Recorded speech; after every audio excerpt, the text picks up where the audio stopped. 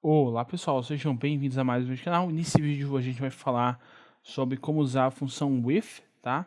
Para escrever arquivos em Python. Então, para começar esse vídeo, vamos começar criando uma variável chamada nome do arquivo, tá? O nome do arquivo vai ser igual a arquivo.txt, tá? E se você já vem acompanhando a série anterior, que foi sobre tutoriais de Python, tá? Aqui a gente está falando sobre Python intermediário 1.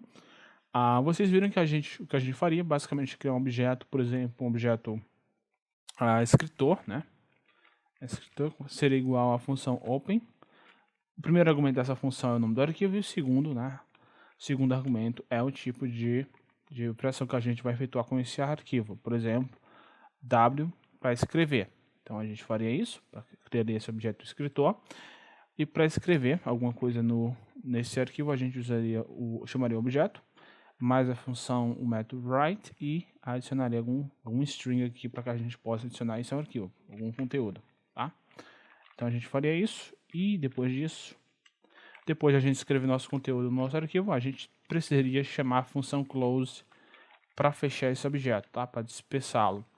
Então é assim que a gente faria, novamente. Como vocês podem ver, o código fica um pouco, não é difícil de ler, mas não é tão elegante quanto quando comparado a utilizando a função with. Então, para fazer usando a função with, vocês fariam o seguinte, já vocês fariam with, a função que a gente vai utilizar vai ser a open, para escrever.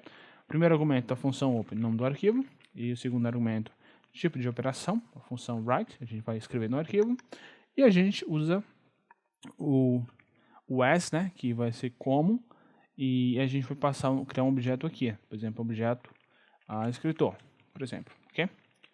E a gente pode fazer nossa operação aqui, por exemplo, vamos escrever 1000 linhas nesse arquivo, vamos chamar linha, vai ser igual, na verdade, no intervalo de 0 a 1000, né, que vai gerar números de 0 a 999, a gente vai chamar escritor.write, a gente vai escrever, vamos converter linha para string e vamos adicionar uma nova linha. Então, a gente nem precisa chamar o escritor.close, a gente não precisa fechar esse objeto, porque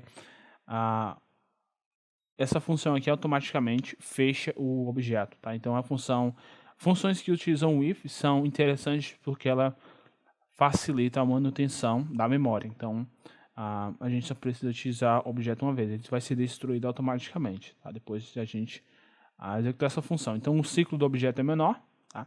Isso é interessante para que a gente possa ter um pouco mais de eficiência na questão de memória, beleza? Então esse foi o vídeo, pessoal, espero que vocês tenham gostado, falou e foi!